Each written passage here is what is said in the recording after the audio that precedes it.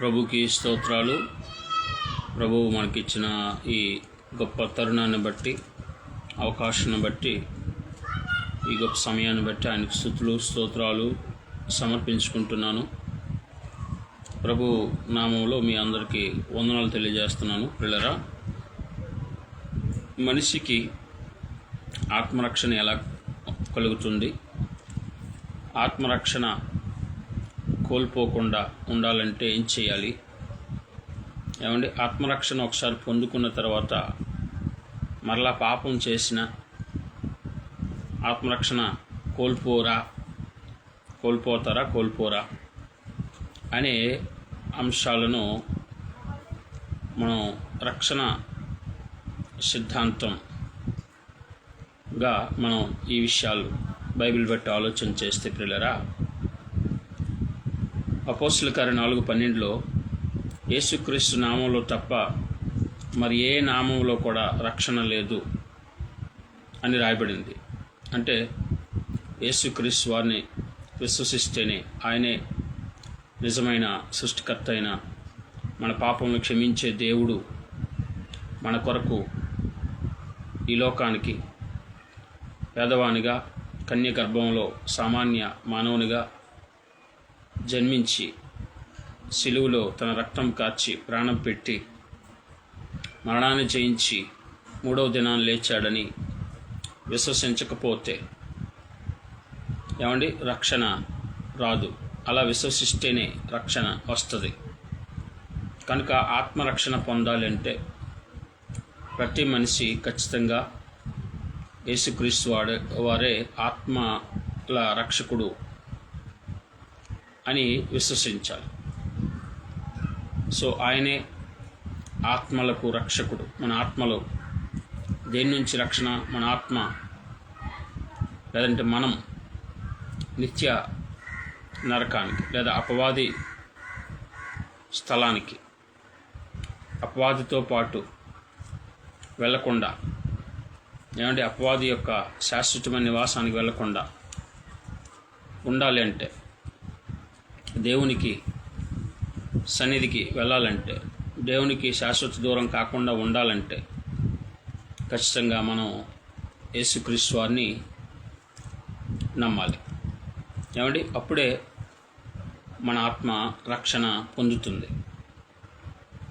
So పిల్లరా, ఆ ఆత్మ నరకానికి లేదా సాతాను యొక్క స్థలానికి వెళ్ళకుండా కాపాడేది ఆయనే. కాబట్టి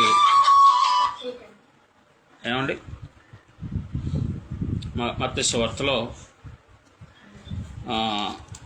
25వ అధ్యాయం చూసినట్లయితే 41వ వచనం,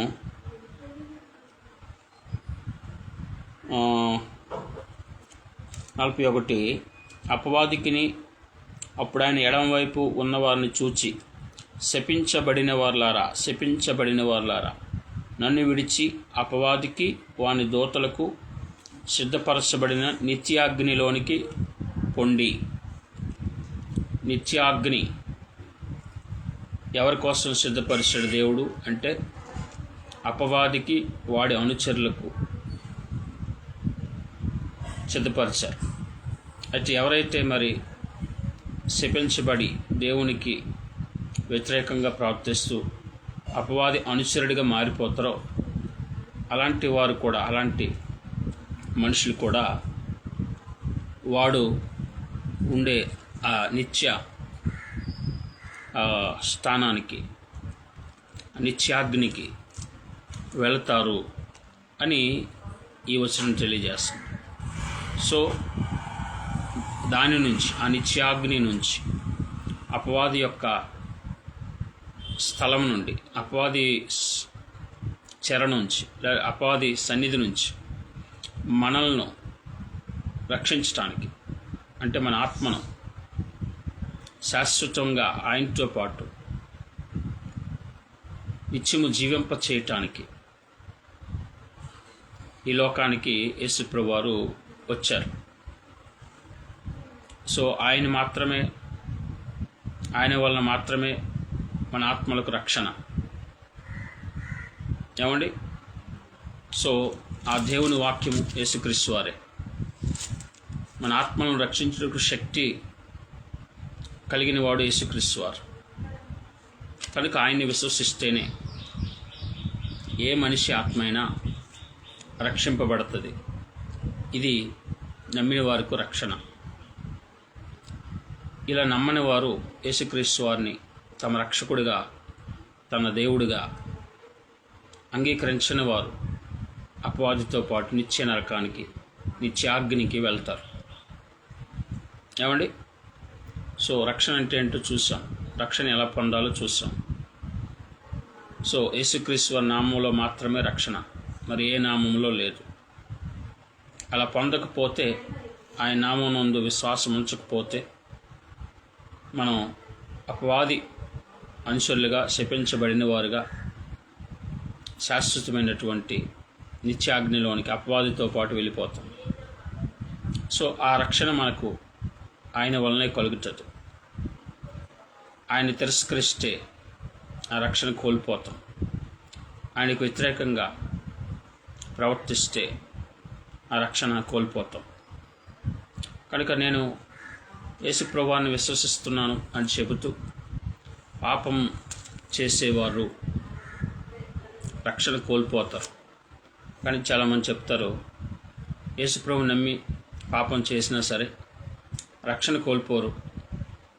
ఎందుకంటే వారు యేసు ప్రభువుని తన రక్షకుడిగా అంగీకరించేశారు కాబట్టి ఇక రక్షణ వారికి పోదు అంటారు.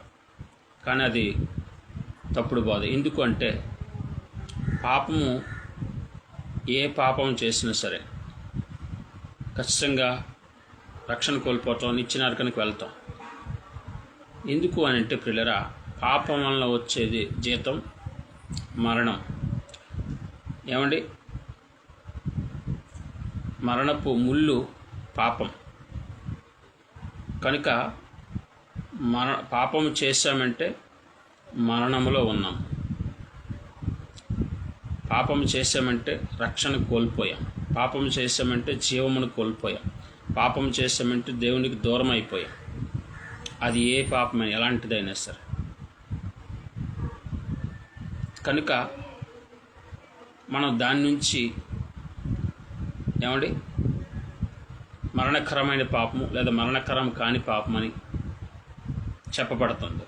అంటే ఏంటి దాని అర్థం? మరణకరమైన పాపం అంటే ఏ పాపం అయితే పశ్చాత్తాపం పొంది ఏమండి ఆ పాపం విషయంలో ఒప్పుకొని మరి తీర్మానం చేసుకొని మరి ఎప్పటికీ చేయనని మారు మనసు పొందితే దానికి క్షమాపణ కలుగుతుంది. అలాంటి పాపాన్ని మరణకరము కాని పాపము అని చెప్పబడింది. ఏమండి? పశ్చాత్తాపము, ఏమంటే హృదయపూర్వక పశ్చాత్తాపం పొంది పాప ప్రాయశ్చిత్తం జరిగితే, క్షమాపణ పొందితే అది మరణకరం కాని పాపం అవుతుంది. అలా కాకుండా పాపం చేసి హృదయపూర్వక పశ్చాత్తాపం లేకపోతే, ఏమండి ఆ పాపం మరి చెయ్యనన్న తీర్మానం లేకపోతే, ఇక పాపము నేను చెయ్యనన్న ఒప్పుకోలు లేకపోతే, అలా అంగీకరించకపోతే అది మరణకరమైన పాపం, అంటే మరణానికి తీసుకుని వెళ్ళే పాపం అవుతుంది. అంటే పాపం ఏదైనా సరే పశ్చాత్తాపం పొందితే, చేసినప్పుడు పశ్చాత్తాపం పొంది హృదయపూర్వక పశ్చాత్తాపం పొంది క్షమాపణ పొందితే అది మరణకరం కాని పాపం అవుతుంది. అంటే ఆ పాపం వల్ల మరణం మరి రాదు. ఆ పాపం వల్ల మరణం మరి ఉండదు. ఎందుకు? క్షమాపణకు పశ్చాత్తాపం పొంది క్షమాపణ పొందారు కాబట్టి. కానీ పశ్చాత్తాపం పొందకపోతే, క్షమాపణ పొందకపోతే అది మరణానికి తీసుకుని వెళ్తుంది. అందుకే అది మరణకరమైన పాపం అయ్యింది. ఏమంటే తెలిసే పాపం చేసి పశ్చాత్తాపడలేదు, అది పాపం అని తెలుసు, హృదయపూర్వక పశ్చాత్తాపం పొందలేదు, ఇక నేను చేయనని తీర్మానం చేసుకుని మారు మనసు పొందలేదు, దానికి క్షమాపణ ఉండదు. అందుకది మరణకరమైన పాపము అయ్యింది. ఏమండి? కనుక పిల్లరా, తెలిసి చేసినా తెలియక చేసిన పాపము పాపమే. ఆ పాపానికి ప్రాయశ్చిత్తము, పశ్చాత్తాపము కలగాలి, ప్రాయశ్చిత్తం జరగాలి. ఏమండి? క్షమాపణ పొందాలి. తెలిసి చేసినా తెలియక చేసిన పాపము పాపమే కనుక ఏమంటే ఆ పాపానికి పశ్చాత్తాపం అవసరం లేదు, ప్రాయశ్చిత్తం అవసరం లేదు అని బైబిల్లో ఎక్కడా లేదు. కనుక ఏ పాపానికైనా తెలిసి చేసినా తెలియక చేసినా ఏ పాపానికైనా ఖచ్చితంగా ప్రాయశ్చిత్తము ఉండాల్సిందే, పశ్చాత్తాపం ఉండాల్సిందే, ప్రాయశ్చిత్తము కలగాల్సిందే, క్షమాపణ పొందాల్సిందే. అది తెలియక చేసినా తెలిసి చేసినా. ఏమండి? అలా ప్రాయశ్చిత్తము, పశ్చాత్తాపము, క్షమాపణ ఏ పాపానికి ఉంటుందో అది మరణకరము కాని పాపం అవుతుంది. ఏ పాపానికైతే పశ్చాత్తాపము, ప్రాయశ్చిత్తము, క్షమాపణ పొందదో ఆ పాపం మరణకరమైన పాపం. ఏమండి? ఉదాహరణకు దావీదు గారు పాపం చేశారు. ఏమండి? ఆయన తెలిసి చేశాడు. వ్యభిచారం చేయకూడదని తెలుసు, అలా చేయకూడదని తెలిసి చేశాడు. ఆ విషయంలో ఆయన అలాగే ఉండిపోయి మరణిస్తే, భౌతిక మరణం కానీ పొందితే ఖచ్చితంగా పరిస్థితులు నరకానికి వెళ్ళిపోతాడు దావీదు.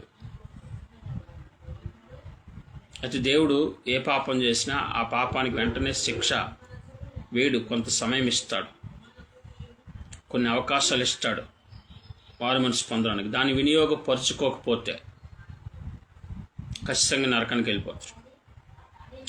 దావీదు వినియోగపరుచుకున్నాడు. దావీదుకి హెచ్చరికలు ఇచ్చాడు గాదు ద్వారా, నాతాను ద్వారా. అప్పుడు తన పాపాన్ని ఒప్పుకున్నాడు, పశ్చాత్తాపడ్డాడు. ఇంకా ఎప్పుడు పాపం చేయలేదు అని రాయబడింది, ఆ ఒక్క విషయంలో తప్ప. అలాగా పశ్చాత్తాపం పొందితే, పశ్చాత్తాపడి క్షమాపణ పొందితే అది మరణకరము కాని పాపముగా ఎంచబడి వెళ్ళరా అలాంటి వ్యక్తి తిరిగి రక్షణ పొందుకుంటాడు. అందుకే దావీదు, ప్రభువా నాకు రక్షణ ఆనందం మరలా కలిగించుము అన్నాడు. అంటే ఆనందం ఎప్పుడు వస్తుంది? రక్షణ ఉంటే కదా. దావీదు పాపం చేస్తే రక్షణ కోల్పోయాడు కాబట్టే ప్రభువా నాకు రక్షణ కోల్పోతేనే రక్షణ ఆనందం కోల్పోతారు. కానీ దావీదు పాపం చేశాడు కనుక రక్షణ కోల్పోయాడు కాబట్టి రక్షణ ఆనందం కోల్పోయాడు. అందుకనే మరలా పశ్చాత్తాపడి ఒప్పుకొని విడిచిపెట్టేశాడు. ఎప్పటికీ చేయని తీర్మానం చేసుకున్నాడు, మారు మనసు పొందాడు. అప్పుడు క్షమాపణ ఇచ్చాడు దేవుడు. అందుకది మరణకరము కాని పాపం అయ్యింది. ఏమండి? అదే ఆ విషయం ఆయన పశ్చాత్తాపడకపోతే, వారు మనసు పొందకపోతే, క్షమాపణ పొందకపోతే అది మరణకరమైన పాపం, అంటే మరణానికి తీసుకుని వెళ్ళే పాపం అవుతుంది. పేతురు విషయంలో కూడా అంతే. పేతురు గారు తన పాపం విషయంలో పశ్చాత్తాపడ్డారు అండ్ ఒప్పుకున్నారు. ఇంకెప్పుడు చేయలేదు, క్షమాపణ పొందుకున్నాడు పేతురు గారు. అందుకే అది అతనికి మరణకరం కాని పాపం అయింది. ఏమండి? కానీ అదే ఇస్కరియోతు యోధాను తీసుకోండి, ఒక ఫరోను తీసుకోండి, ఒక సౌలుని తీసుకోండి. వారు ఏమంటే వారి పాపం విషయంలో హృదయపూర్వకమైన పశ్చాత్తాపం చెందలేదు. అసలు తమ ఆత్మ రక్షణ కొరకు అసలు వారి పశ్చాత్తాపం అస్సలు లేదు. అప్పటికి ఆ పరిస్థితుల నుండి బయటపడటానికి, అప్పటికి ఆ పరిస్థితుల నుండి గట్టెక్కించుకోవటానికి మాత్రమే అప్పటికప్పుడు మేము పాపం చేశాము అని ఒప్పుకున్నారు అంతే. కానీ పాపంలోనే కొనసాగారు తర్వాత. ఏమండి? ఫరో కానీ, ఇస్కరియోతు యూదా కానీ, పేతురు సౌలు కానీ. అందుకే వారికి అది మరణకరమైన పాపమైంది. అంటే మరణానికి తీసుకుని వెళ్ళింది ఆ పాపం వారిని. హృదయపూర్వక పశ్చాత్తాపం వారిలో లేకపోవటం వలన, హృదయపూర్వకమైనటువంటి మారు మనస్సు లేకపోవటం వల్ల, ప్రాయశ్చిత్తం లేదా పాప క్షమాపణ వారికి కలగకపోవటం వల్ల, హృదయపూర్వక పశ్చాత్తాపం ఉండి పాపం చేయమని తీర్మానము కలిగి వారు మారు మనస్సు పొంది ఉంటే ఖచ్చితంగా దేవుడు వారిని క్షమించేవాడు. అండ్ వారి ఆత్మరక్షణ కోసం వారు ఆలోచన చేయలేదు అసలు. కనుక ప్రియులారా, ఏ పాపమైనా పాపమే. ఆ పాపం వల్ల వచ్చే ఫలితం మరణమే, నిత్య నరకమే. కనుక రక్షణ కోల్పోరు, పాపం చేస్తే రక్షణ కోల్పోరు అనేటటువంటి అబద్ధ బోధ ఎవ్వరూ చేయకూడదు. పాపము చేస్తే ఖచ్చితంగా ఎవరైనా సరే దాని విషయంలో తిరిగి పశ్చాత్తాపం పొంది, మారు మనసు పొంది, క్షమాపణ పొందకపోతే నరకానికి వెళ్ళిపోతారు. అది ఏ పాపం, అది ఎవరైనా సరే. ఇక దేవుడు నమ్మేశాడు కాబట్టి ఇక చిన్న చిన్న పాపాలకి ఏమి అయిపోదు, నరకానికి వెళ్ళిపోరు అనేటటువంటి ఆలోచన ఉండకూడదు. అలాంటి బోధ చేయకూడదు అసలు. అది అబద్ధ బోధ. ఎవరైనా సరే ఏ పాపం చేసినా సరే, పాపం చేస్తే పాపమే, ఏ పాపమైనా పాపమే, దానికి ఖచ్చితంగా నరకం ఉంటుంది, నిత్య నరకం వెళ్ళిపోతారు. అయితే చాలా వచనాలు చూపిస్తుంటారు కొంతమంది. నా గొర్రెలు నా చేతుల నుంచి ఎవరు విడిపించలేరని, దేవుని మూలంగా పుట్టినవాడు పాపము చేయజాలని ఆ వచనాలు తీసుకొచ్చి ఈ రక్షణ కోల్పోరు అన్నదానికి లింక్ చేస్తారు. కానీ ఆ వచనాల వెనక ఉద్దేశం అది వేరు. రక్షణ కోల్పోరు అన్నదానికి ఆ వచనాలకు సంబంధం లేదు. కనుక ప్రియులారా, దేవుని చిత్తమైతే ఆ విషయాలు కూడా మనం ఆలోచన చేద్దాం. దేవుని మూలంగా పుట్టినవారు పాపం చేయరు అని దాని యొక్క అర్థం ఏంటి, దాని యొక్క ఉద్దేశం ఏంటి? అలాగే నా చేతిలోంచి ఎవరు నా గొర్రెలను అపహరించలేరని యేసుప్రభువు చెప్పిన ఆ మాట యొక్క ఉద్దేశం ఏంటి? దానికి రక్షణ కోల్పోరు, పాపం చేస్తే రక్షణ కోల్పోరు అన్నదానికి సంబంధం ఏంటి? ఆలోచించేద్దాం.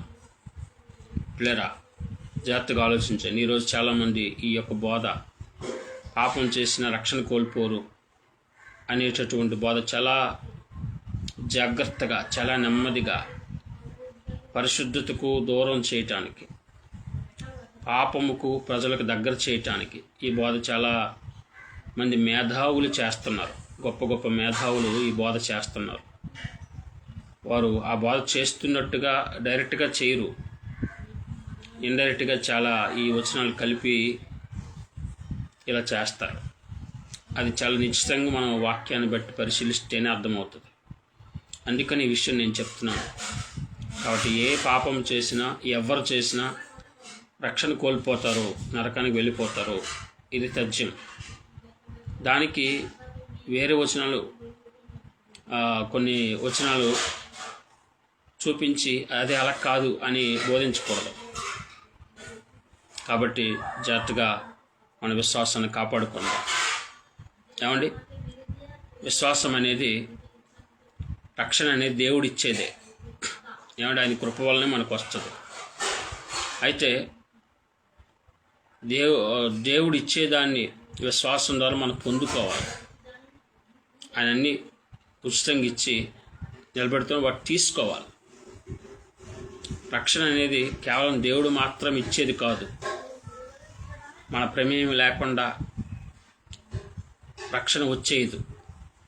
మన విశ్వాసం ద్వారా ఆయన ఉచితంగా ఇచ్చిన రక్షణను, కృప ద్వారా ఇచ్చిన రక్షణను మనం విశ్వాసం ద్వారా పొందుకోవాలి. ఆయన ఇస్తున్న దాన్ని తీసుకోవాలి. తీసుకోకపోతే ఎలా వస్తుంది? ఏమండి? కాబట్టి మనం ఈ విషయాలు ఆలోచన చేసుకోవాలి జాగ్రత్తగా. ఈరోజు చాలామంది తప్పుడు బోధలు చేస్తున్నారు. దీన్ని క్యాలోనిజంగా కూడా, ఇది క్యాలోనిజంగా చెప్పరు. ఏమండి? అది క్యాలోనిజం అని అనుకోం, వారు అలాగా భావించరు. దేవుని సార్వభౌమాధికారం కలిగిన వాడు కాబట్టి మనం ఎంత పాపం చేసినా మన రక్షణ పోదు. ఆయన ఏర్పాట్లో ఆయన ఎన్నుకున్నవారు ఎన్ని పాపాలు చేసినా రక్షణ పోదు అనే తప్పుడు బోధలు చేస్తున్నారు. దేవుని సార్వభౌమాధికారం అనేది పాపను ప్రోత్సహించదు. పాపం చేసినా పర్వాలేదు, నువ్వు నిత్య జీవానికి వచ్చేస్తావు అనేది కాదు. ఏమండి? అది అంగీకరించేది కాదు. ఈ విషయాన్ని ప్రతి ఒక్కరూ గమనించాలి.